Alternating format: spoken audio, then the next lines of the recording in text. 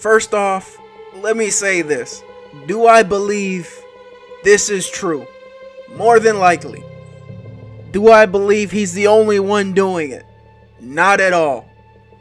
Which is why I'm completely indifferent if it did come to fruition that LeBron James was on some sort of PEDs or steroids, whatever the case may be, just like I am with baseball. Because when you talk about these things, especially this in sports, when you look at the MLB at that time period, I consider the fact that a majority of the players were doing it, along with obviously the superstars. And I'm taking the same thing into account when I talk about LeBron James and steroids. But all that aside, let's get into it. All I have right now is just inklings of information that might insinuate he is on them. So let's just present the information and you can come to your own conclusion. Now, I know a lot of people like to contribute to the fact LeBron James' hair loss, but for me, that's inconsequential. You look at Jordan, he lost his hair about the same time. Same thing with Kobe. A lot of the NBA players seem to lose their hair early on in their career, get gray hairs a lot earlier than you expect. But the first thing that caught my eye is that in 2009, LeBron had to surgically remove a growth on his jaw, which in my interpretation is questionable. But as I said, this isn't really conclusive, so there's really no definitive proof to understand what symptoms he would be having, because we don't even know what particular PEDs he's hypothetically using.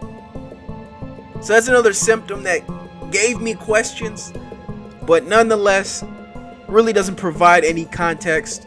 But the one that definitely raised my eyebrows and really gave me inspiration to start venturing back and do some research was the recent article, I want to say written by Brian Windhorst, where he says it was documented that LeBron James in 2014 in the Eastern Conference Finals started the game at 271 pounds and by the end finished at 278. Now, I don't know scientifically how you could even explain that or how that even be possible.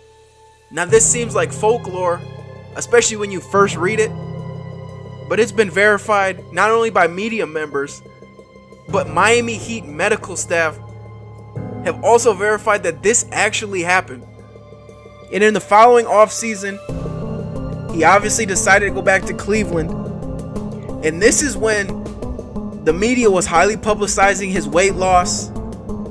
He was quote unquote on a new diet, which all was ironically enough around the same time it was being documented that Chris Paul is going to be vehemently fighting against the HGH testing policy in the NBA. Now, not only that, here's a picture of what LeBron was looking like when the season started versus what he looked like in the finals, and easily the most questionable period of his career that will probably be forgotten when it's all said and done.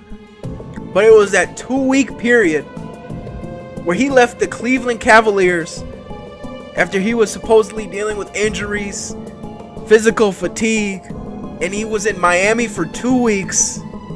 And after that 2-week quote-unquote vacation, he was looking like a new player altogether. Now, why is it questionable that he went to Miami? Well, because supposedly his initials, like I said, so it wasn't his name, were on the biogenesis ledger that was released in 2013, where a handful of MLB players were completely outed for their HGH and PED usage. But believe it or not, there was a handful of other NBA players' initials who were supposedly on this list. And the story goes like this.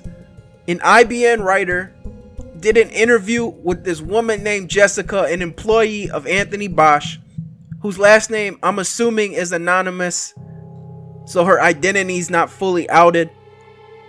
But she worked as an assistant to him to keep track of all the financial transfers But as I said, there was nothing but initials on most of the list, and she came across the initials LJ, and it was within her belief that it was the NBA superstar, and he was on the Miami Heat at the time, LeBron James.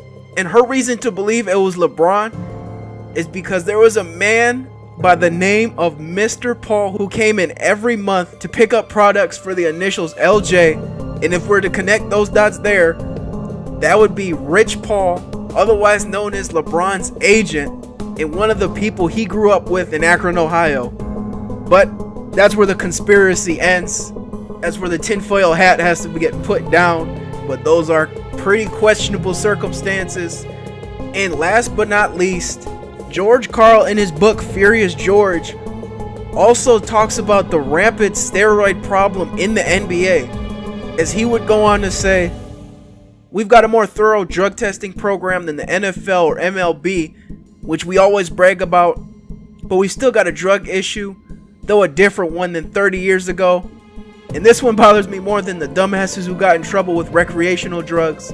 I'm talking about performance-enhancing drugs like steroids, human growth hormone, and so on. It's obvious some of our players are doping. How are some guys getting older, yet thinner and fitter? How are they recovering from injuries so fast? Why the hell are they going to Germany in the off-season? I doubt it's for the sauerkraut. More likely it's for the newest, hard-to-detect blood boosters and PEDs they have in Europe. Unfortunately, drug testing always seems to be a couple steps behind drug hiding.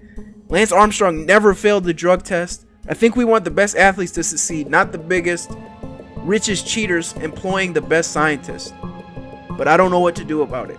Now, through that little quote right there from his book, the portion about Germany is definitely a shot at Kobe Bryant. As Kobe, it seemed every offseason, beginning in 2010, he would go to Germany for whatever reason and spend most of his off-season training, workouts, whatever the case may be, out there. And that's what George Karl seems to be alluding to there. The portion about players getting older, yet performing at such a high level, can really be attributed to LeBron James in the 2018 NBA season. How many times have we heard this year? It's his 15th year. It's his 15th year. He's playing the best he's ever played. He's playing the best he's ever played. And yet, it's never come to question why that is or why that's even a possibility. Now, I know a lot of people like to mention that he's only 33 years old, but the age isn't really the determining factor. It's more so the mileage and the amount of minutes and the long seasons that LeBron's been playing since 2011. Let's keep in mind, LeBron has had long playoff runs from 2011 up until this point. 7 finals appearances, all within the fact that he played in multiple Olympics in that time period as well. The amount of mileage on LeBron's body has to be astronomical, regardless of his age. And you have to also keep in the fact that he hasn't sustained one injury throughout that time. And I don't want it to sound like it's a foregone conclusion, but there are many nuggets to this conspiracy. And I'm not the only one who's pieced these together. I'm going to pull up a snippet from Bill Simmons as he talks about LeBron's vacation in Miami. Here's another one from Stephen A. Smith. It does raise an eyebrow that he gets better as everyone gets worse. I'll leave it at that. Okay, then. But as I said, this is becoming a growing question within a lot of NBA fans, NBA watchers, NBA analysts, whatever the case may be. But in my honest opinion, I think this is going to go down as one of the conspiracies of LeBron's career.